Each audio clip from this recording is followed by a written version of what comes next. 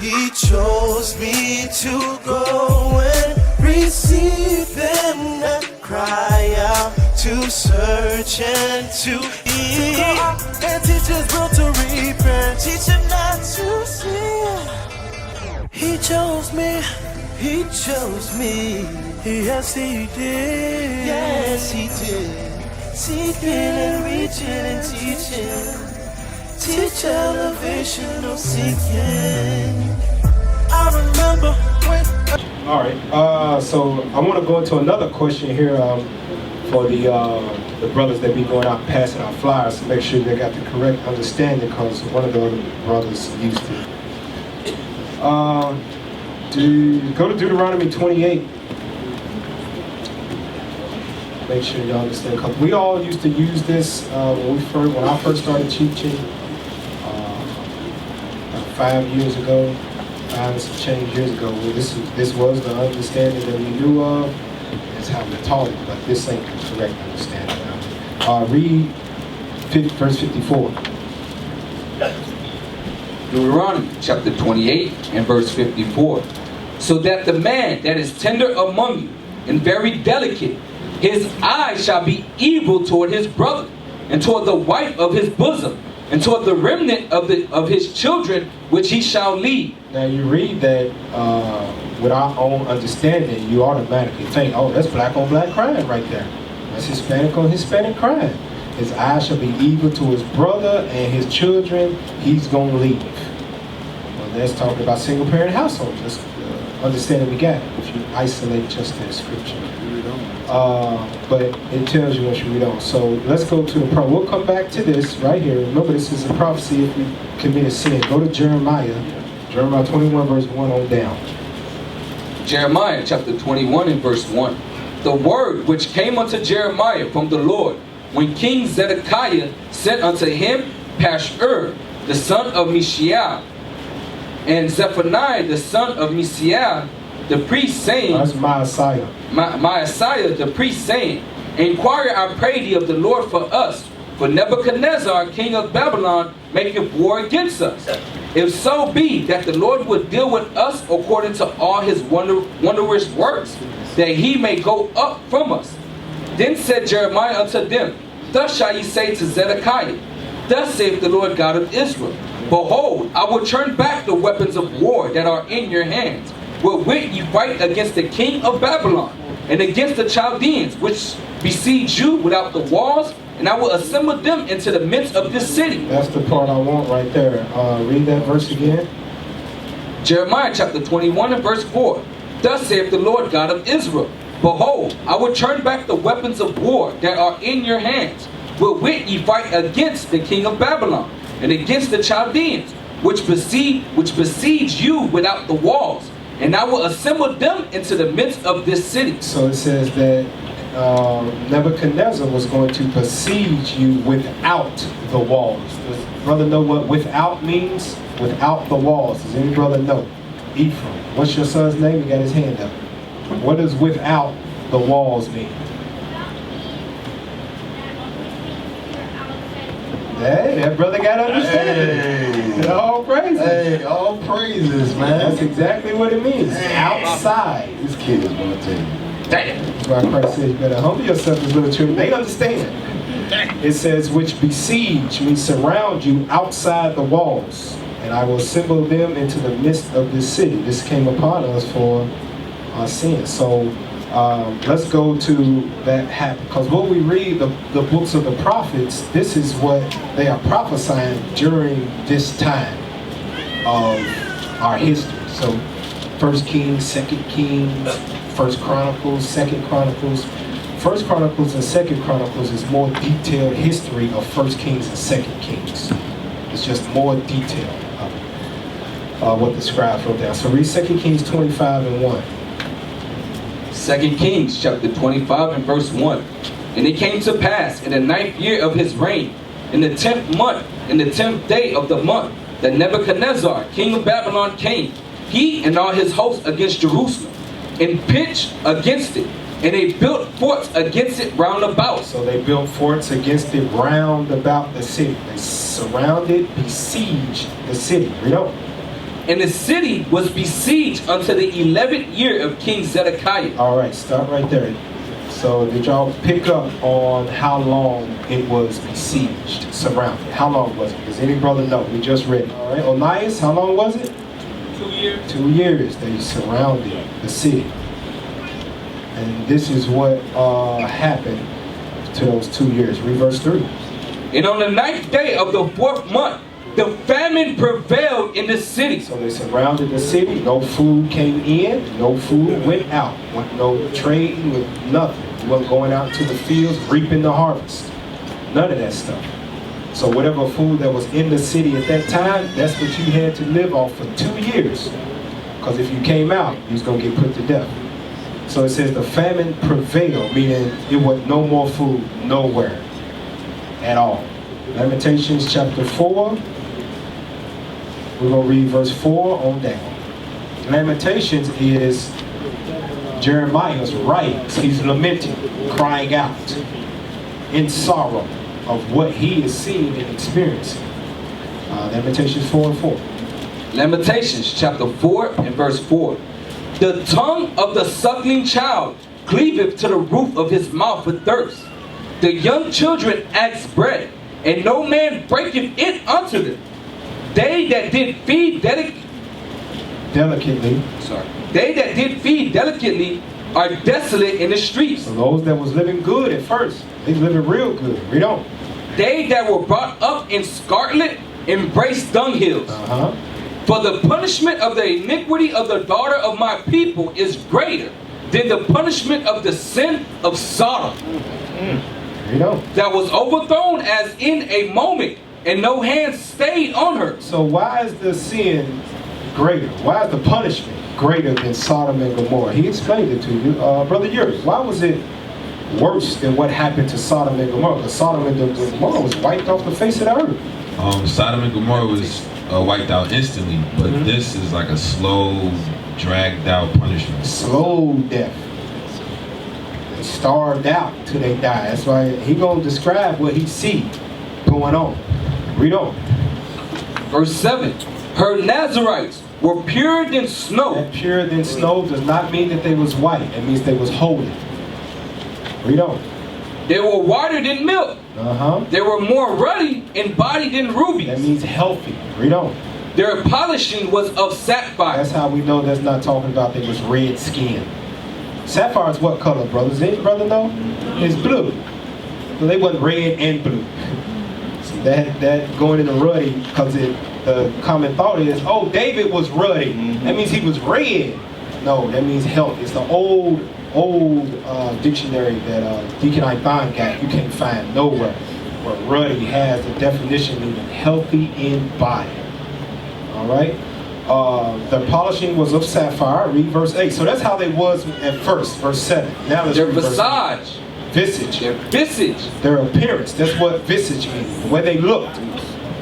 Their visage is blacker than a coal. That's how we know the Israelites are black people. That's right. No shadow of a doubt. Can you give me that picture, Officer Judah? We'll come back to it, of Jewish people, concentration camps, starving. Has anybody ever seen? I know we get well fed over here. That's why we got a lot of different lust here in this captivity. Does anybody know what happens to dark-skinned people that get dehydrated or lack of food? What happens on nights? It's something else too that happens when they got cancer. Get dark. Get dark. Get real dark. That's how when some of you who used to be smokers used to have purple lips. Because you dried out your lips, smoked out. And when you see somebody like, oh yeah, here's a smoker. Off top, you knew. That's what happens to us when we get darker. Right there, that's it.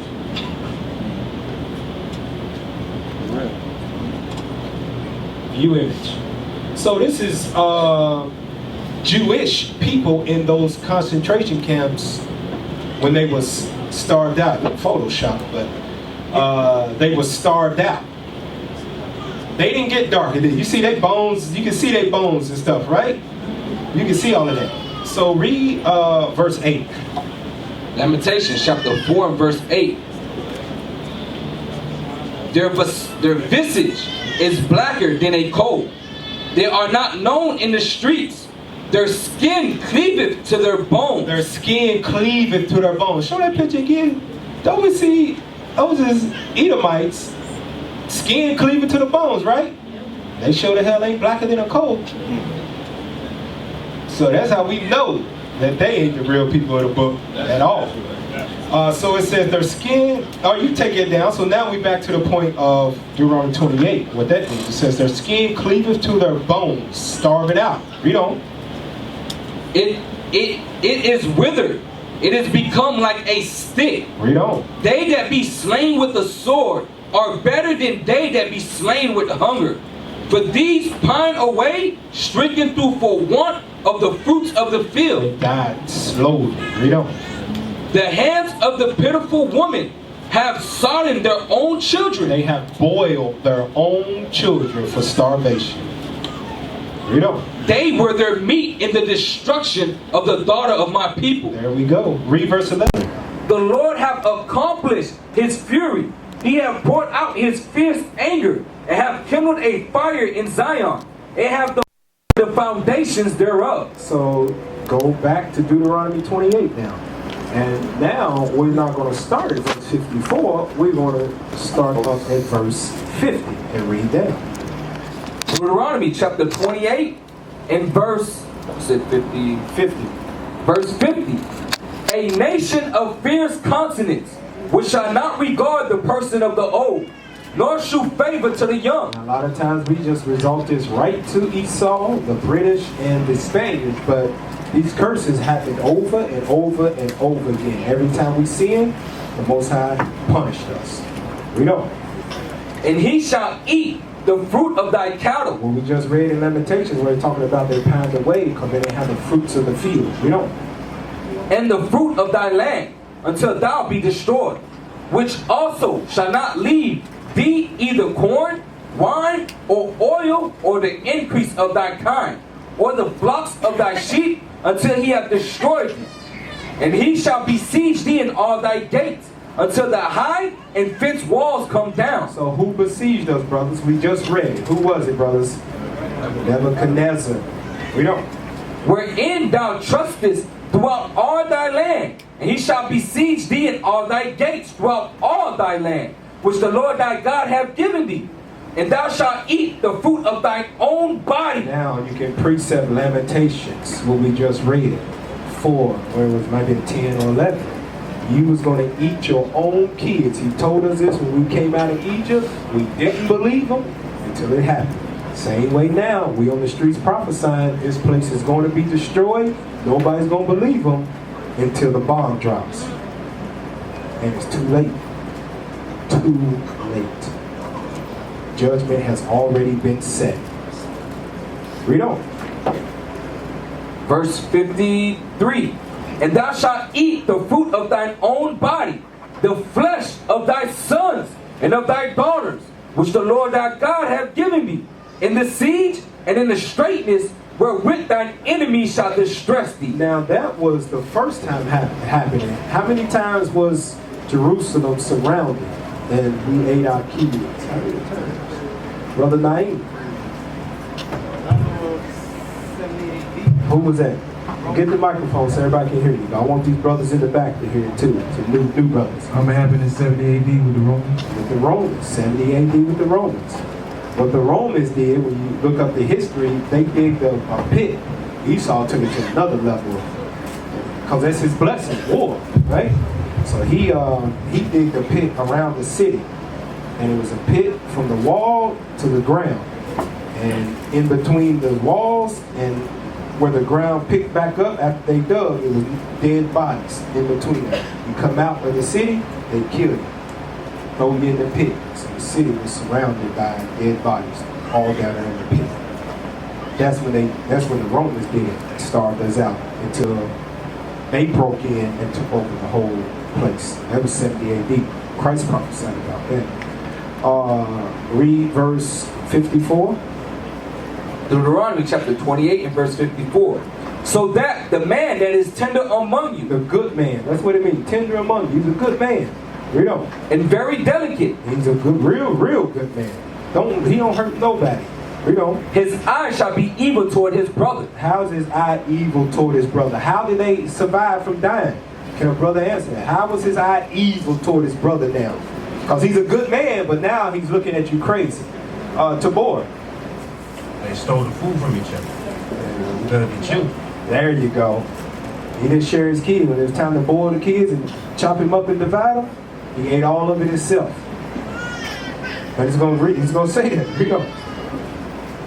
And toward the wife of his bosom, and toward the remnant of his children which he shall leave, so that he would not give to any of them of the flesh of his children. He give his wife no food. He give his friends no food. His brothers nobody. The kid that died, because the little kid's gonna die out first. They got less body fat. He didn't share it with nobody, so nobody else can survive it. He was worried about himself. Read on. So that he would not give to any of them of the flesh of his children, whom he shall eat, because he have nothing left him in the siege, and in the straitness wherewith thine enemies shall distress thee in thy gates. Read on. The tender and delicate woman among you. Now, you might have thought it was just a man. You women was eating kids too. You know how people be thinking, be like, I would never do that. Yeah. You ain't never starved for real. To the point where you looking at things, you see a little kid walking around, he look like a damn chicken bone. You start thinking crazy. So the tender and delicate woman among you, read on. The tender and delicate woman among you, which would not adventure to set the sole of her foot upon the ground, but delicateness and tenderness. So the women was so delicate and tender, so royal. It was like y'all was walking on air around there, God said. But you got caught up in your pride too, Isaiah 3, right? Snatch that hair from you. In tenderness, her eye shall be evil toward the husband of her bosom, and toward her son, and toward her daughter, and toward her young one that cometh out from between her feet, and toward her children which she shall bear, for she shall eat them for want of all things secretly in the siege, and straitness wherewith thine enemies shall distress thee in thy gates. So the man and the women, first thing that went was the kids. Both of you was eating. So that's what that means in 54. When you isolate just that scripture, you would think it's talking about black on black crime, but it's actually talking about the prophecy of us being surrounded and cut off and having to eat your kids for the sins that you was in. Now, we just read now what captivity. Who was that Nebuchadnezzar was besieging? Who was he besieging right there? Who was it? What kingdom? That's it. What kingdom? Brother Jehovah. What kingdom? Southern Kingdom. Southern kingdom, right? And that southern kingdom consists mainly of who, Brother Jehovah? Who was in the southern kingdom at that time? Judah, Levi, and Benjamin. Judah, Benjamin, and Levi. Exactly right. So, northern kingdom might be like, whoa, I might want to watch out. Well, guess what? God got y'all too. Let's go to that in, I think it's what, 2 Kings chapter 6. Verse 24 on down. Because he got the northern kingdom too for their wickedness. 2 Kings chapter 6 and verse 24. And it came to pass after this, that Ben-Hadad, king of Assyria, King of Syria, not Assyria, Syria. king of Syria, gathered all his host, and went up and besieged Samaria. And there was a great famine in Samaria. And behold, they besieged it, until an ass's head was sold. A donkey's head, read on. Was sold for 80 pieces of silver, and for the 4th part of a calf of dove's dung for 5 pieces of silver. What is dung, brothers? Crap. Feces. He brought you down to eat that for a snack. Read on. And as the king of Israel was passing by upon the wall, there cried a woman unto him, saying, Help, my lord, O king. And he said, If the Lord do not help thee, Whence shall I help thee? He's like, woman, I'm going through the same thing you are. How can I help you? I ain't got no food either. Read on. Out of the barn floor, or out of the winepress? And the king said unto her, What aileth thee? And she answered, This woman said unto me, Give thy son, that we may eat him today, and we will eat my son tomorrow. So we bore my son, and did eat him. And I said unto her on the next day, Give thy son, that we may eat him. And she had hid her son. So the northern kingdom, he was eating kids too. Most High got y'all at different times, so nobody escaped the curses of God. He set judgment on you. It's gonna happen, and I want you to understand, it's gonna come again. Second Esdras. These days are coming again. Why do you think Esau making so much? What's that stuff called? Processed GMO food. It's not enough to go around for all the people, so you gotta mechanically make it, right? Give me a second here. Let me find it. Hey, brothers, when you go back to 2 Kings, right? Officer Elisha, can you read 2 Kings again, verse 24? 2 Kings chapter 6 and verse 24. And it came to pass after this, that Ben-Hadad, king of Syria, gathered all his host, and went up and besieged Samaria. All right, brothers, how you know that's talking about the northern kingdom? But nonetheless, what's the precept? Shalom leadership. It's Isaiah chapter 7 verse 9. Right, get it. Let's get it. Isaiah chapter 7 and verse 9. And the head of Ephraim is Samaria. Samaria, right? So when you go back to verse 24 of 2 Kings, 2 Kings chapter 6 and verse 24. And it came to pass after this, that Ben-Hadad, king of Syria, gathered all his hosts, and went up and besieged Samaria. brothers, what's Samaria? Ephraim. The head of Ephraim, the northern kingdom. And you know that's talking about the northern kingdom specifically. All right. Good precept. All right, so like I said, remember I said it's gonna happen again, right? So a lot of people out here playing games, living, because it says something about living delicately, right? And those that live delicately in Lamentations, now they bones or skin cleavage to their bones. It's like a stick. Go to 2 Ezra 16. 2 Ezra 16 and 12. 2 Ezra chapter 16 and verse 12. The earth quaketh, and the foundations thereof. The sea ariseth up with waves from the deep, and the waves of it are troubled, and the fishes thereof also, before the glory of his power. For strong is his right hand that bendeth the bow. His arrows that he shooteth are sharp, and shall not miss, when they begin to be shot into the ends of the world. Now, brothers, we went over this before. Can an arrow be shot to the other side of the world? No, it cannot. So what is he talking about? The arrows that shall be shot, Yael? Talking about the missiles. The missiles. Read that part again. Read verse 13 again. 2 Ezra chapter 16 and verse 13. For strong is his right hand that bendeth the bow. And his right hand, who's the right hand of God, brothers? Christ. Read on. Is the right hand that bendeth the bow. His arrows that he shooteth are sharp, and shall not miss, when they begin to be shot into the ends of the earth. So when them buttons get pushed, they're going to hit the exact target that God wants them to. Because Christ is navigating them things. They hit America. Babylon the Great in the Bible. Read on. Behold, the plagues are sent, and shall not return again, until they come upon the earth. Read on. The fire is kindled, and shall not be put out, till it consume the foundation of the earth. Like as an arrow which is shot of a mighty archer returneth not backward, even so the plagues that shall be sent upon earth shall not return again. So what God is telling us, there's no president you can vote for, there's no city councilman, there's no marching, there's no protesting that you can do that is going to stop the end from coming. We've been doing that forever, right? We've been protesting, we've been marching, we've been feeding the hungry, we got counseling, But everybody, we got they got NATO for world peace talks. They doing everything to prevent the end, and it's not gonna stop it. Once it goes out, it will not return again. Read on. Let's see what Ezra said about that. Woe is me! Woe is me! Who will deliver me in those days? Whoa! Destruction. Who's going to deliver me in those days? So what's Ezra telling y'all? He's going to be doing what in the last days? Brother Yuri, what's he going to be doing in the last days? What y'all pick up? That means he's gonna be here. He going to be here.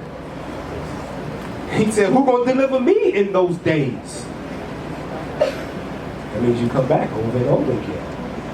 Read on. The beginning of sorrows and great mournings, the beginning of famine and great death. I told you it's going to happen again.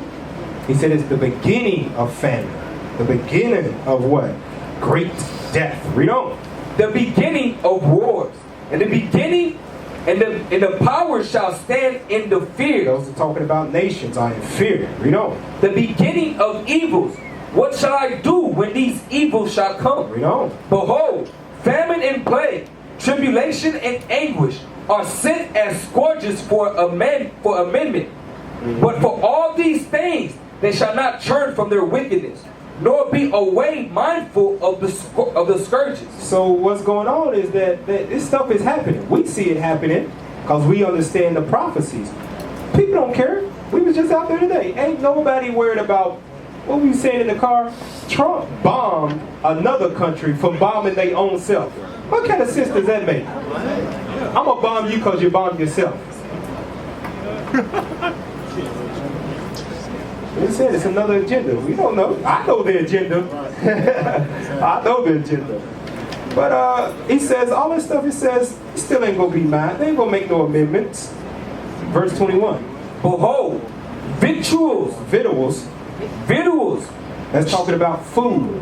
Read on. Behold, victuals shall be so good cheap upon earth. So he's listen to that. You ain't gonna know that this famine and this destruction is on its way, because you can go to the McDonald's and get a dollar.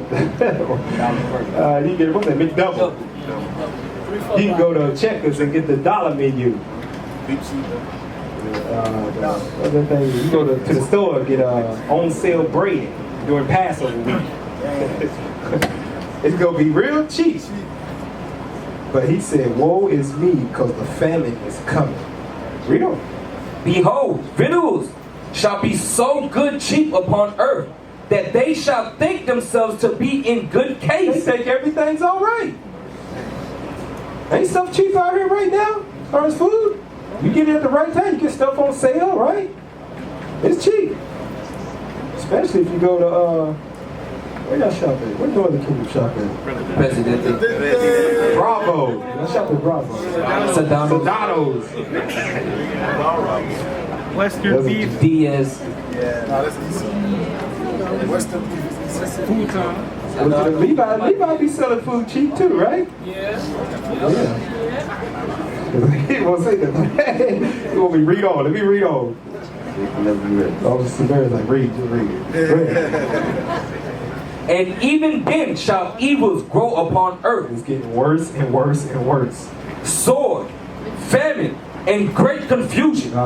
For many of them that dwell upon earth shall perish of famine, and the other that escape the hunger shall the sword destroy. Read on. And the dead shall be cast out as dung, and there shall be no man to comfort them, for the earth shall be wasted, and the city shall be cast down. So, like I said, that what we read about being cut off, besieged, and all of that, food being scarce, that thing is happening again. Google a missile, image missile.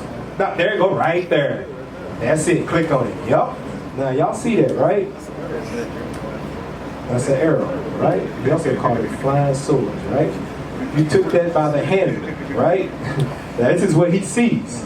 If he look at it, should I take that by the handle? That's a sword for what you type in it. That's exactly what he saw. Hey, man, this Bible is the truest book on the earth, man. What's that? Let's go back and read that thing again in 2nd Ezra. 2nd Ezra chapter 16 and verse 13. For strong is his right hand that bendeth the bow. Oh, it was arrow. Go ahead. Oh, because another one says sword. It's a flying sword. Okay, give me an arrow. Go ahead, read that. Sorry. For strong is his right hand that bendeth the bow. His arrows that he shooteth are sharp and shall not miss. When they begin to be shot into the ends of the earth. They begin to be shot. There we go. Bam. That's what he saw. Right there. Yup. Go back to the missile. That's to keep it aerodynamic. Right. That's what he saw. Man, I'm telling us, man, that's crazy. The Bible's a true book. But the plagues are coming, but that's what that's talking about. Let's understand. All right, cool. Y'all brothers got any other questions?